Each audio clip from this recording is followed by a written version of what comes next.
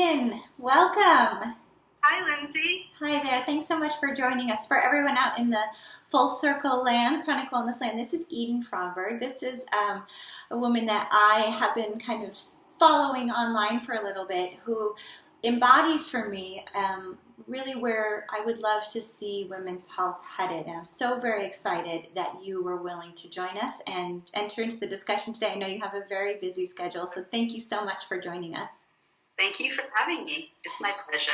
So tell me a little bit about what you do and how you came to do what you do in the world. Okay, sure.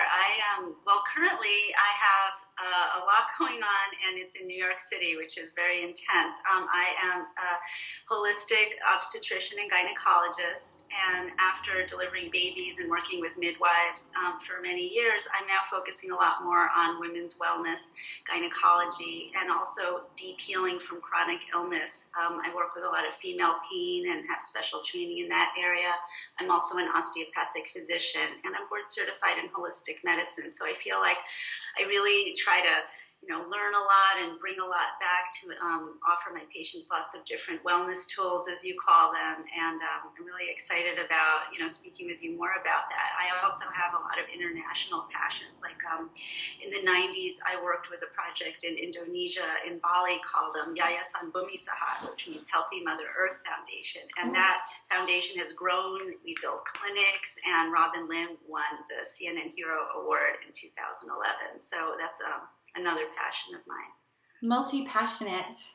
So tell me about your personal journey that led you to bring such an integrated perspective into women's health. Yeah, I know I have a unique background because growing up, I was very much aware of its uniqueness. I was born in the 60s, and my parents actually, they were part of a wellness movement that started, I don't even know when. Probably there were books from the 1930s about vegetarianism that even my grandparents had.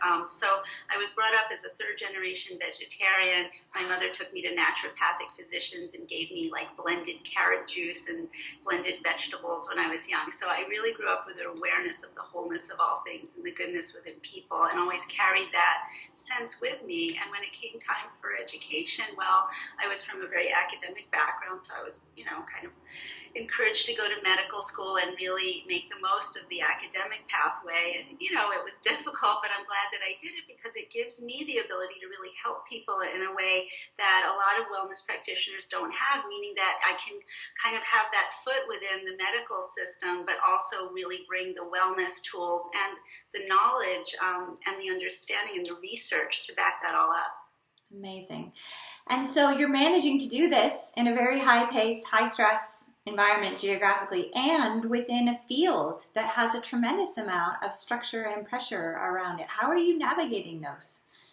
Well, certainly it has not been easy, and I think that earlier in my career, I really didn't appreciate how important it was to really pace myself. What I had done was I put myself on the front lines, kind of like a buffer zone between women wanting to have and natural childbirth experiences, not having a lot of intervention or unnecessary cesarean sections. So I was kind of planting myself between what those women wanted and what the hospital wanted, which was often a very regimented, very interventionist sort of an approach, very rushed, kind of, not respecting certain desires on the part of the patient, boundaries. So that's what I did in the beginning, and it took a real toll on my body. I mean, I must admit that when it came time for me to attempt to become pregnant, it didn't exactly work out for me, and it was a big wake-up call. Like, here I was, vegetarian, I was doing yoga, which I thought would unravel all of the tension from my doctor lifestyle and the strange positions that I had to get into to do surgery or cesareans. And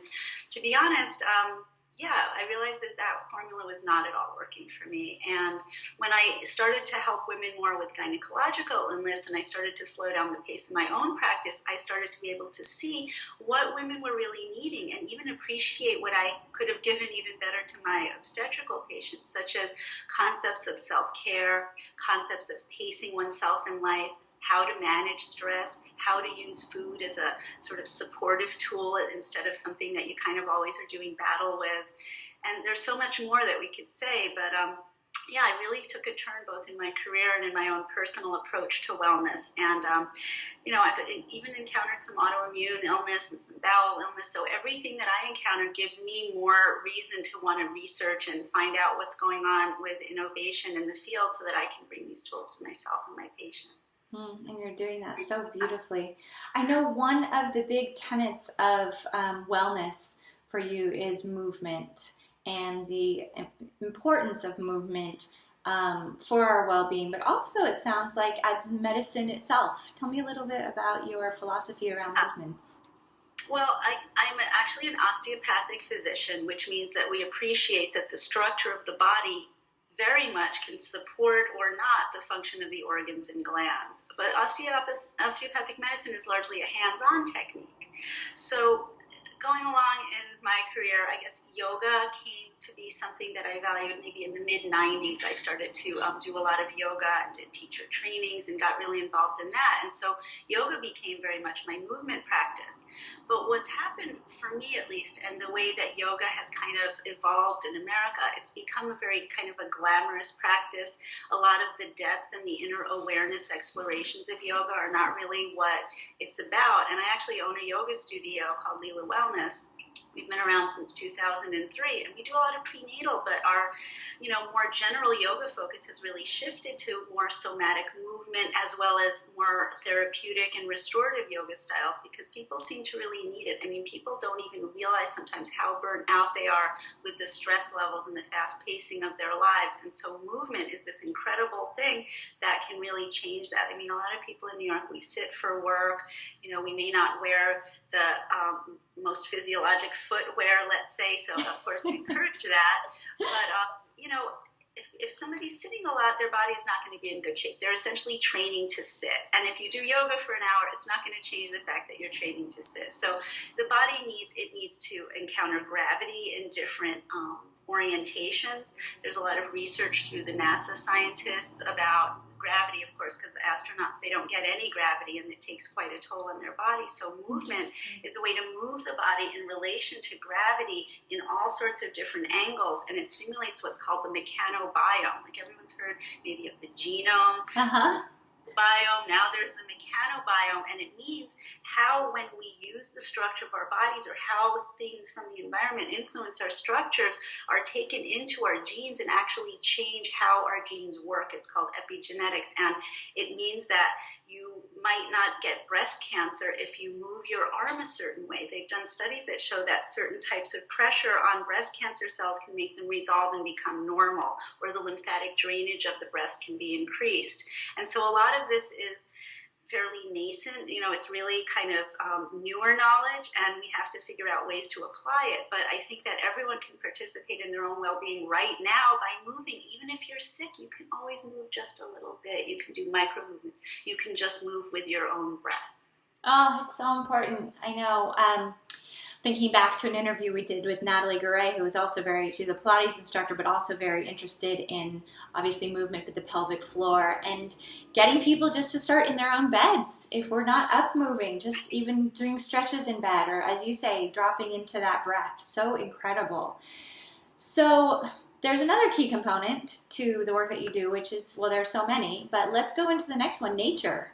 Another one that's tricky for the urban woman, for the woman who is sitting a lot, who is working, who is balancing a lot, who is driving a lot. How do you help people awaken to the importance of nature and their connection to nature for wellness and well-being? Well, there are several ways that I've found to be most effective. And, one of them is, I remember a study, I'm not sure exactly when it was done, but they were looking at girls who lived in urban environments, like inner city, and they found that the girls who did better on their tests were the ones who studied near a window overlooking a tree, as opposed to a window overlooking a parking lot or something. I love that. So the first thing I would say is, even if you're working at a desk, and even if you don't have a window overlooking something nice, put a plant in the window, put some nature, bring nature to you. Yes. So there's always a way that you can do that. Even any indoor environment can have a plant with a plant light at the very least. So there's always a little something in that regard. And then connecting to nature through food is always available, even if you can't go outdoors, because food was, of course, once a plant, much of it, or an animal that lived in a natural environment at one time. And so that's another way. And I like to shop at the farmer's market because it gives me a deeper sense of connection to the seasons in my area. It gives me a sense of connection to the actual farmers, to the land where the food is growing. And then when I take it into my body, I feel that there is a greater connection. And I think a lot of people might discount it and say, it's just nuts and bolts, it's just vitamin B and a little iron. But it's really not. The way, the cohesiveness of any biological organism, I mean, you can kind of tell because you live in a body, there's something to that. And if you ingest that, it can inform and support your system. And lastly, of course, go outside, encounter nature. There's always the sky, almost always, if you go outside, so you can always connect to the sky. You can connect to the earth. You can take your shoes off and stand on actual soil, not pavement in the city. There are a lot of things that people can do. So I actually decided to have an apartment on a park, so I can always have that connection just right out my window or walk out my door and say, this is my front yard. So those are some things that I do. I love that. And like movement, nature together, it's something I think sometimes we have a perfectionist ideal about. Like, I'm not really getting nature unless I'm out on the trail hiking, or I'm not, it's not really movement unless I go to the full hour-and-a-half class. And what I'm hearing you say with both is it's like there's baby steps we can take. We can bring a plant inside. Yeah, it's saying that you can't be in love with your lover unless you have full-on sex. Of course, that's not true. You can kiss, you can caress, you can say nice things, and you can maintain the connection in between the times when you can go full out and really express the connection. So I think, those little reminders, they do mean something to our body. I mean, I was just reading a new study in the movement arena in which they were saying that if you're sitting, of course, sitting is the new smoking, hour of sitting, 11 minutes less of your life. But they're saying that if you get up after half an hour and move around and walk for about 5 minutes, you can actually reverse some of the cardiovascular negative effects of sitting. So they're finding that interspersing breaks helps. And so this idea of pacing and being able to intersperse breaks, not just in sitting, but in intake of nature. Like if I'm at work and I'm busy and I'm involved and I'm not really thinking, I go in the bathroom before I pee, I will sit there, I'll close my eyes, I'll take a moment and I'll just breathe and settle into my system and feel that connection. And just those few moments really seems to recharge me so I can keep going about my day and helping my patients. Grabbing the moments that we can to be present. Okay, you just have to back up though 1 second. 11 minutes equals? Tell me more about this. What did you say? Yeah, so I think that the statistics are that if you sit, for every hour that we sit, we give up 11 minutes of our lifespan. Okay, we're going to have to switch the Shift series to a standing interview platform from now on. That's amazing. I mean, it resonates. I believe it feels like truth. On a stool that has a spring and moves, so, at least I'm not plugging up my cerebrospinal flow. I mean, there are little workarounds, There are swapper chairs, there are sit-stand workstations. I think the key is variability of movement. The idea is to not just stay in one place for too long, and to remember the force of gravity. One thing I wanted to say about it in this regard is you could sort of sink down and let gravity take you down. But I think of gravity as a buoyant, something I can ground into and kind of buoy off of. And so, if I am on my pelvic floor, right, I want to sit on the front triangle of my pelvis, not the back. So pubic bone and sits bone. All right, I'm shifting. Okay. So, sticking your butt out and then using that triangular platform now to sort of press down and then lift. So my collarbones become the other half of that triangle, and then I can lift through my head. And now I can be perceptive. Instead of driving through the adrenal glands forward, we're lifting and elevating. And how that changes our breath. Different flow of breath, different flow of energy. In yoga, we would talk about the Sushumna Nadi and the flow through that. Okay, so earlier we were kind of dancing around this modern epidemic of stress, and you just touched on, so the way in which we're sitting can actually be tapping into those adrenal glands and stressing those adrenals and actually potentially feeding our stress. Absolutely. So this is an anti-stress way to sit. I love that. Somewhat, yeah. I mean, there's a lot of work about it, but the idea that we should have this S-shaped spine is maybe a bit incorrect, and it's been suggested that a J-shaped spine, such as we find in indigenous cultures, is actually healthier. And as I've done a lot of change, I wouldn't say I had scoliosis, but I had curvatures and asymmetries, and as I've worked out those, I found a J-shaped spine to kind of be coming up. So it was good to get some validation from some of the work people are doing that, yes, this is the way to go. I love that. I love that. So a lot of times in Full Circle community, we talk about core routines. We talk about our daily routines that support our wellness and how we weave in and out of those. And one of the things I loved in reading literature that your interviews with you is this permission again that you've granted yourself to, yes, have a practice, but also to not be hard on yourself if it can't happen every day. I can't imagine anyone better to ask what your actual core routines are than you, given all that you are balancing. Will you give us a little peek into your day and how you weave self-care in? Yeah, I would say that getting up in the morning, the setup for that is really important. I mean, how I wake up is usually a big reflection of what's gone on before. So I think, the setup of getting a good night's sleep is important. And so I wake up in the morning. And if I feel like I'm well rested, this is great. And whether or not I do, I actually start by kind of tuning into my energy, tuning into my body, and I start to actually move, and I start to spiral my limbs, and I start to really undulate a little bit in my bed, and I start to bring my limbs out, and I really just start to stretch, and sometimes I'll just stretch through my whole body. Like, how an animal would stretch? They have that sort of full body, yummy stretch, and how even they can sometimes shake everything off. They're really connected in their connective tissue body. So what I'm really trying to do when I first get up is just try to wake up and inhabit that, because I think a lot of the time it's like, stretching, but, our body calls for it. All right, so I get up, and then, well, to be perfectly honest, I go and I poop, and I stand right up on the toilet seat in a squat to do it. And I think that's what's important, is how important squatting is. Another fan of the squatty potty. But I actually stand on it. I had one. I didn't have the exact squatty potty model at first. The one I had is a bamboo model. I think it's called Miracle Step or something like that. And I was using that because I had a knee injury. But then I was working my psoas muscle out at a Sacred Hot Springs in New Mexico, and I didn't have my Miracle Step. So I just went right up on the toilet seat. And as I was working out my psoas and my pelvic floor was opening, my knee injury resolved, and I realized this is really good. So I just kept it up. So it's been, a couple of years of that. And it's just changed my life. It's really improved my digestive function, my ability to empty my bowels, my sex life, my urination. I used to feel like I would have to kind of bear down on my pelvic floor, and now it's a lot more fluid, let's say.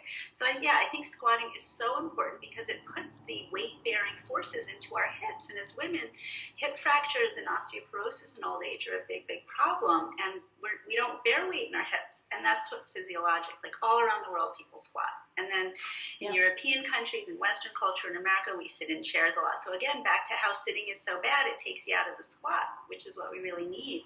Yeah, and look at the children around us. I'm always observing them doing everything from a squat. Everything. Bring it down off the table, down onto the ground, into a squat. Everything down into that, and watching that whole hip engage in that way. And then, sadly, they are sent to school. Right. And need to sit still in chairs and told that they have ADD and ADHD when they can and won't do that because it's not really reasonable to ask a child to sit still.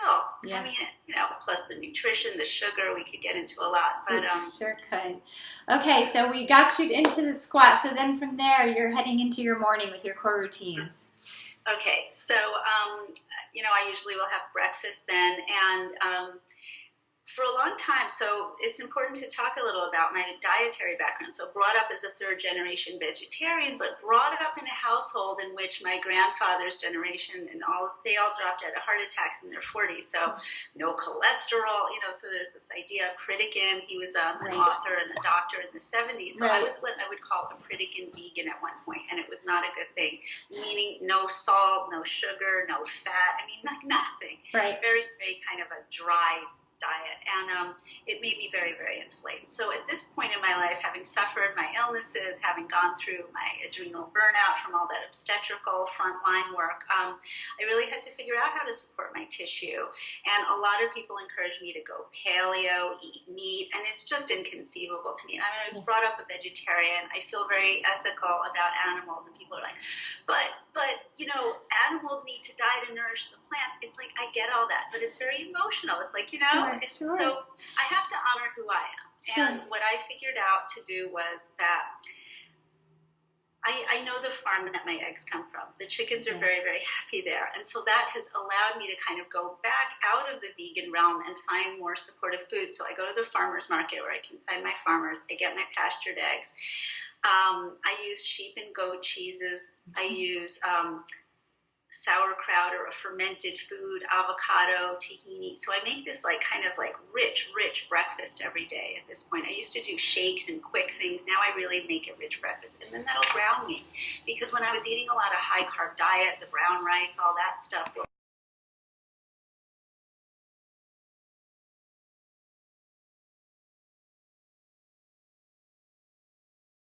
energy, and it's very much more grounding, and it allows me to eat more how I want the rest of the day, so I can eat more macrobiotic food or more raw food, although raw is a little hard for me right now.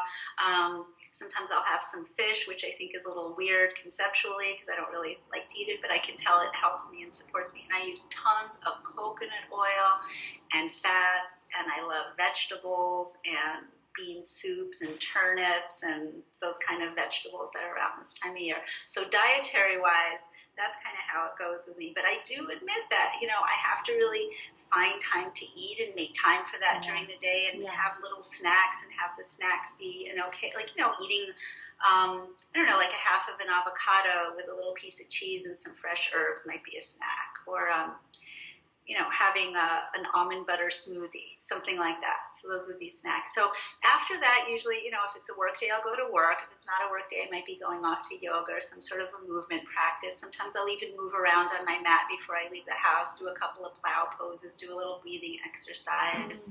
And then once I'm at work, I tend to hit the ground running. And I'm really, at that point, using that kind of an energy still in my interactions with my patients, because I see it as somewhat of a sacred interaction with my patients. Like, I'm really kind of putting my own needs aside to be there for them. So if I haven't tended my needs, I'm not going to be there as fully for them. And I just find that it always shows, even if I'm the only one who can see it, it really matters to me that I be articulate, that I be able to, you know, find the right thoughts, because I have a very broad spectrum of interaction with people in terms of what we might discuss and what areas I might explore with them. So yeah, I really feel like that's my time to somewhat put my needs aside, but be aware of them. Always lift in gravity, always use the opportunity if my patient is slouched over to help her to breathe, and it's an opportunity for me to breathe too. Gosh, how beautiful.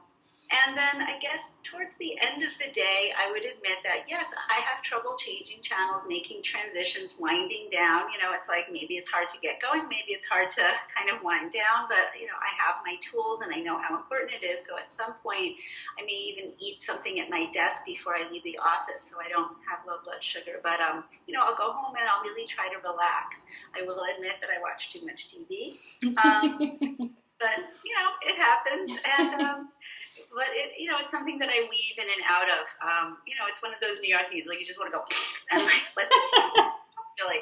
So yeah, but I can do my continuum movement practices. I can roll my foot around on a melt ball. I can, you know, I can really mix it up. And then on days that I don't work, I really do spend a lot of time with movement and just trying to work on personal creative projects, seeing friends, and loving my husband. And do you have an end of day? You talked about the importance of how we come in from the ethers in the morning. Do you have a practice to go back into them at night? Well, I would say that it's having really good food and breathing. And I do have a practice that I do with my husband. I guess, you know, we don't really think of it as a practice, but we do always snuggle and cuddle every night, even if he's not going to bed with me, or sometimes I'll do it, you know, earlier on. that's really a very important practice. And I think that exchange of energy and love that we've developed has really helped me. And I really appreciate that support. I know it's not always there for people, but even if not, I think just the idea of breathing and, just even I have to turn on the love at the end of the day. Like my husband will be there. I'll be like thinking about something on Facebook or some distracting thing, and I'll say, okay, hang on. That's always going to be there. It's more about being present in the moment. I would say is the main thing. Is that after a whole day of doing other things, it's finding ways to bring myself back to the present moment. Yeah, and turning on that love, that is so huge, especially when you note the importance of how you wake up in the morning is based on how you slept. The container you create for that, to turn on the love right before. I love that phrase. That's so beautiful. So I'm kind of curious about, obviously you bring this rich multicultural piece to your work and to your life. We're getting to observe you here in your home and this beautiful beauty way behind you. And I know that that's something that also carries into your work. Tell me a little bit about how that multicultural piece feeds into wellness and the wisdom of the health of the body. Yeah, well, I've been aware for quite some time that there were other cultures and traditions other than the one that I grew up in here in America that had information that was interesting. And I think that if you asked me what I wanted to do with my life when I was a teenager, I would have said, I want to go all around the world and see how women have babies all over the world and just check that out and And in fact, there are people who have done that, so I got to read their work. And in fact, I got to go to Bali, Indonesia, and I've been going back, since the late 90s, since 1997, to work with Robin Lim, my midwife friend there. And, doing it brought it to a whole new level of understanding, which is how we bring our culture into our interactions with our bodies, our healthcare system, and what that may be in any different country. And so in Bali, and even women from various cultures giving birth in America that I've encountered, they all have very different approaches, whether they vocalize or make noise, whether they're very quiet and stoic and the baby's practically out and you would never guess. So there's a lot of variability, but also, how women, we have expectations, like this is going to go well, I deserve this. Those things can kind of muddy things. So working with other cultures, you realize, if a woman's having trouble pushing in America, the nurse might say, just get mad and push. 1, 2, 3, and they'll count up to 10. In Bali, when a woman isn't wanting to push, the mother-in-law, because the way it's set up with family compounds, the woman goes and lives with her husband's family, so the mother-in-law is often behind her, supporting her, holding her in labor. She'll chew up a red onion and spit it on the woman's forehead and rub it into her eyes. Get mad and push. You will. So I'm not saying this is the most enlightened technique, but it certainly shows how different cultures may encounter different things. But while she's doing that, the men might be outside praying, making offerings. Robin might be doing Reiki on the woman's stomach.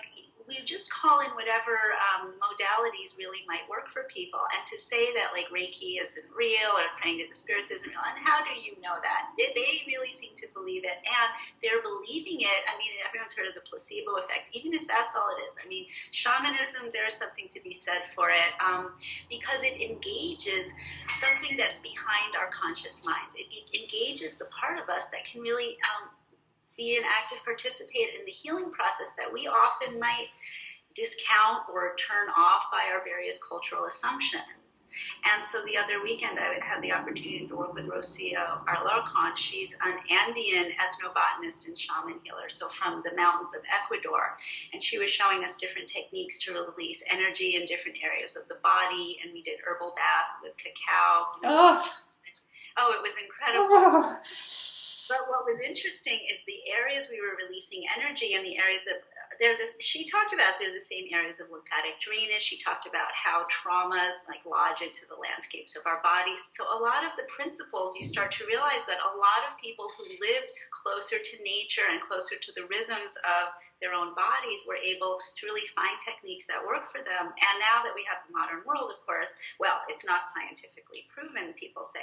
But the fact is, I'm looking at this as, yeah, it is scientifically proven. You just have to put 2 and 2 together. You look at the mechanobiome, the microbiome, the genome, you take the information from science, and then you look at what are these principles that the ancient or traditional cultures came up with, and there's a merging of those that I think that I'm already doing, in which they were really onto something, and maybe we can, modify it or tweak it to make it work better for a modern person with modern problems. But to think that, it's all about drugs and surgery when we have all this ancient wisdom that we can refer to, it's a really great gift and resource. And are you seeing a shift? Are people more open to it? Are we ready for this shift? I sure hope we are. Sort of. I mean, I think that people want to be ready for it, but I think that because of the way that our modern lives and cultures kind of dictate to us, we think that we might not be ready, and we're afraid of making the shift. And it is really difficult. I mean, these are tough times financially. I know the healthcare industry and health insurance is very difficult for many people. So being able to access these tools may seem out of reach, but I feel like, the tools are available to us, and there are various resources that people can access. And I think that, again, it's that cultural expectation. It's like, will I have money? Will I, people think that they don't have time to do these things. Yeah. They don't have time to devote for it. And I think that you need to. This is your life. I'm not saying I don't struggle with the same issues, like on a daily basis, of course. But, it's something to be worked out. It's not just something to say, this is just what my life is. Absolutely. That's too bad. I'll just suffer through it. Right. There are things that you can do. Right. Definitely. Those minor tweaks. So tell me how all of this comes together. The self-care, the movement, the nature, the spiritual, the multicultural, into the paradigm in which you're working in your practice.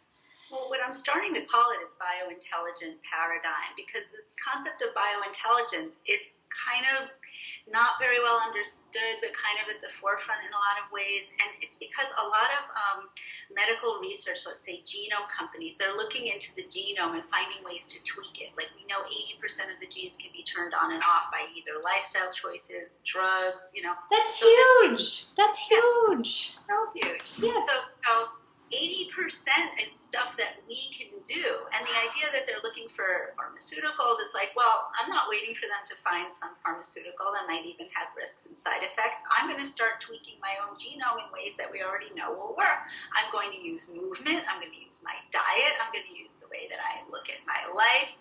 I'm going to do all the things that I can. And so this idea of biointelligence, in my paradigm, is that you as the individual, with supportive tools from nature, from current research and innovation, the whole mix of it can really get in there and do good and participate in your own well-being. So the areas would be, for example, epigenetics we just spoke about. 80% of your genes turned on and off by your choices, lifestyle choices, environment that you live in. Neuroplasticity, the idea that the patterning of your body and, like, let's say the kind of hardening of tissue would be something that's rigidified, and the idea of making that into something fluid and something that can change. The idea of the genome, the mechanobiome, the microbiome. I think I should just mention that because the microbiome is so huge. It's where our immune system lies. It decides about what diseases we'll get, health and illness, and how we feel in our gut. It's huge. So all of the flora living in our gut, the probiotics, the acidophilus, the things people eat, yogurt or kimchi or sauerkraut to repopulate, they run the show. It's like a schoolyard of unruly school children. And so, we use probiotics and fermented foods to kind of mix it up, but that's a huge area of inquiry and an area where people can make a big difference. Absolutely. What do you think of the kombucha craze? It's interesting. I mean, there's obviously a lot of studies that have been coming out more recently about the kombucha that are saying that there are various E. coli, microorganisms, contaminants. So that is an issue. So people do have to be careful. I actually became allergic to kombucha. At one point, I used to drink a lot of it, and then it started to cause a blotchiness in my face, and my nose, and my chest. Yeah, so I can drink like a little bit, but not very much. So kombucha, it's plus minus, it might be a little bit high in caffeine or sweeteners, some of them. Yeah, interesting. Yeah, I was talking to a friend who was raised by her Chinese grandmother and talking about how they would have kombucha in a teapot in their pantry, but it was a very tiny amount that they had each day, as opposed to the, again, American lifestyle, I think, where we drink the gigantic quantities. So I wonder if it comes down to that as well. I think you're right. There's something called jun, which my husband makes, which is a little bit more unstable than kombucha, but I'm actually a big fan of jun. Okay. I've never heard of it. Also made in the kitchen, fermented from some type of culture? Yeah, different culture. Very cool. Well, We're getting to the end here, and I love to put it to the experts who join us, this question of if there were just one thing that a person could do to begin to create this kind of shift in their life towards wellness, towards this kind of awareness, what would that one thing be that you see that would open the door to the kinds of shifts we're calling in?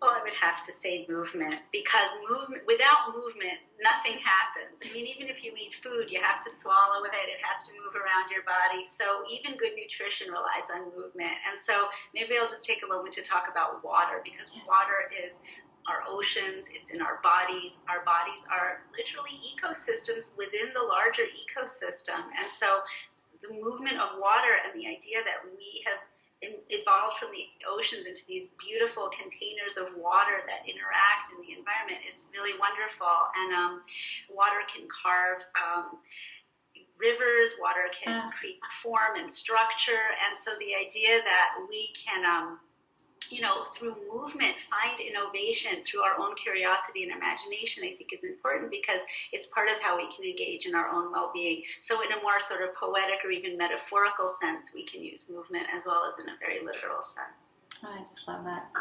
So we obviously will have all of the links of where we can find you on the page here, but tell us a little bit about where we can find you online and what work you're sharing with the world through your online platform.